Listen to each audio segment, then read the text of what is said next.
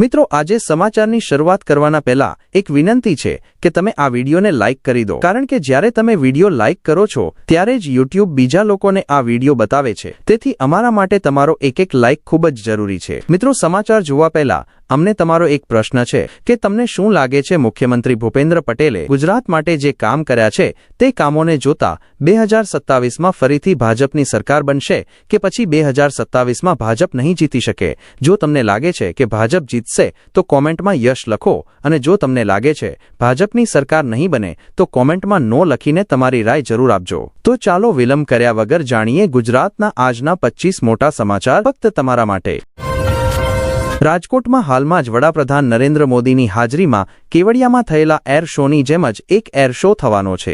રાજકોટ મહાનગરપાલિકાએ 7 ડિસેમ્બરના રોજ વાયુસેનાની સૂર્યકિરણ ટીમ દ્વારા એક એર શો આયોજન કર્યું છે. સરકાર દ્વારા રાજકોટના આકાશમાં ભવ્ય એર શોની મંજૂરી મળતા જ મ્યુનિસિપલ કોર્પોરેશન પ્રશાસને પણ તૈયારી શરૂ કરી દીધી છે. જામનગરથી ઉડાન ભરનારા વિમાન રાજકોટ પહોંચશે અને રાજકોટના આકાશમાં ફ્લાય પાસ્ટ અને અન્ય કરતબ બતાવશે. હવામાન વિભાગ અનુસાર કાલે રાજ્યના મોટાભાગના શહેરોમાં રાત અને સવારે તાપમાનમાં ઘણી કમી નોંધાઈ છે, એટલે કે ઠંડી વધી ગઈ છે. સૌથી ઓછું લઘુત્તમ તાપમાન નલિયામાં 10.5 ડિગ્રી સેલ્સિયસ નોંધાયું. તેના પછી અમરેલીમાં 11.2 અને ગાંધીનગરમાં 12.2 ડિગ્રી સેલ્સિયસ તાપમાન નોંધાયું. વડોદરામાં લઘુત્તમ તાપમાન 13.6, અમદાવાદમાં 14 ડિગ્રી સેલ્સિયસ નોંધાયું. પોરબંદરમાં 13.1 ડિગ્રી અને રાજકોટમાં 12.8 ડિગ્રી સેલ્સિયસ તાપમાન નોંધાયું.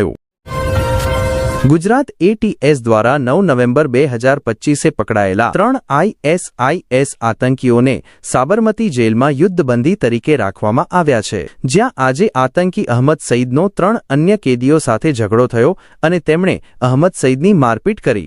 યુદ્ધબંધીઓ પર અનિલ ખુમાન, શિવમ વર્મા અને અંકિત નામના કેદીઓએ હુમલો કર્યો હતો. અનિલ અને શિવમ હત્યાના આરોપી છે, જ્યારે અંકિત સાબરમતી થાનમાં નોંધાયેલ એક પોક્સો કેસમાં બંધ છે. રાજકોટમાં એક પતિ દ્વારા પોતાની પત્ની પર ગોળી ચલાવવાનો સીસીટીવી ફૂટેજ સામે આવ્યો છે. સીસીટીવીમાં જોઈ શકાય છે કે પતિ પોતાની પત્નીનો પીછો કરે છે જ્યારે તે યોગા ક્લાસેથી પાછી ફરી રહી હોય છે અને એપાર્ટમેન્ટની પાર્કિંગમાં આવે છે. હાથાપાઈ બાદ પતિ પોતાની પત્નીને ગોળી મારીને પછી પોતાને પણ ગોળી મારી લે છે, જેને કારણે તેની ઘટના સ્થળે જ મોત થઈ જાય છે.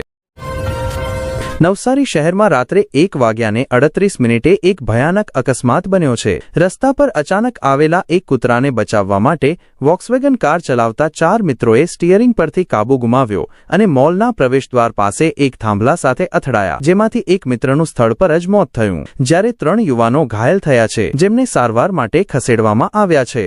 આ દિલ દહેલાવી દેતી ઘટના સીસીટીવીમાં કેદ થઈ છે, જેમાં દેખાય છે કે યુવાન મધરાતે મદદ માટે રસ્તા પર તડપતો રહે છે. પોતાના ઘાયલ મિત્રોને હોસ્પિટલ પહોંચાડવા બૂમો પાડે છે, પરંતુ કોઈ મદદ માટે નથી આવતું.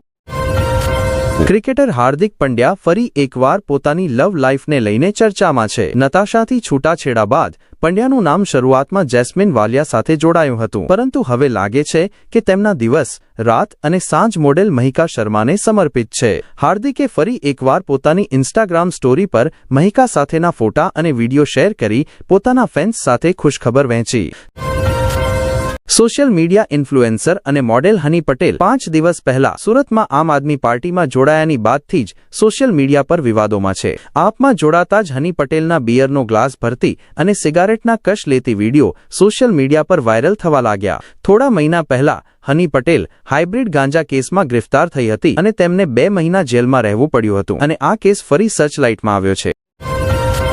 બોલિવૂડના પાવર કપલ વિક્કી કૌશલ અને કેટરીના કૈફે 7 નવેમ્બર 2025એ તેમના પ્રથમ બાળકનું સ્વાગત કર્યું, અને ત્યારથી જ ફેન્સ તેમના બેબી બોયની એક ઝલક જોવા આતુર છે. બાળકના જન્મના 13 દિવસ બાદ સોશિયલ મીડિયા પર કેટલીક તસવીરો વાયરલ થઈ રહી છે, જેમાં કેટરીના અને વિક્કી કૌશલ પોતાના પુત્ર સાથે દેખાઈ રહ્યા છે.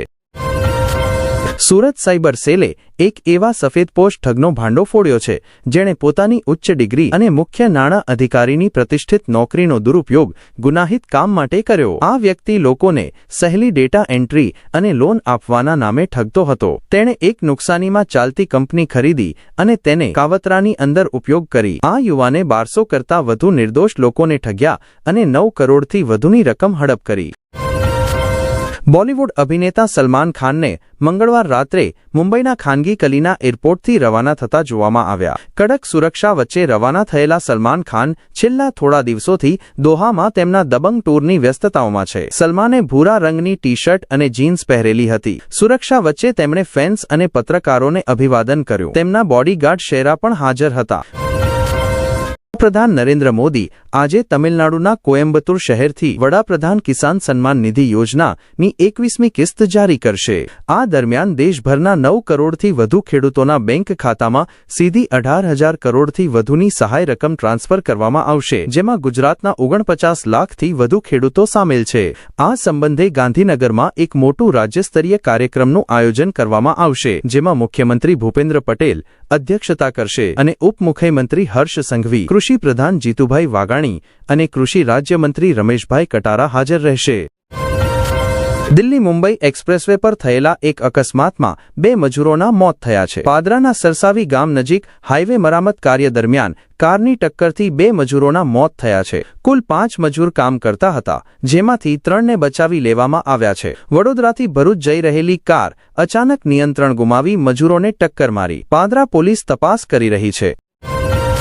ખેડા જિલ્લાના એક ખેડૂતના ભત્રીજાથી એક વિઝા કન્સલ્ટન્સી ફર્મે વિદેશમાં ભણવા માટે એડમિશનના નામે 8 લાખ રૂપિયા લીધા, પરંતુ પછી વિઝા રદ થતા કોલેજનું એડમિશન પણ રદ થઈ ગયું. વિઝા એજન્ટે ચૂકવેલી એન્ટ્રી ફી રૂપિયાની 8.53 લાખ રૂપિયા પાછા ન આપવાથી છેતરપિંડી થઈ. બોડકદેવ પોલીસ ફરિયાદ નોંધાવી તપાસ કરી રહી છે.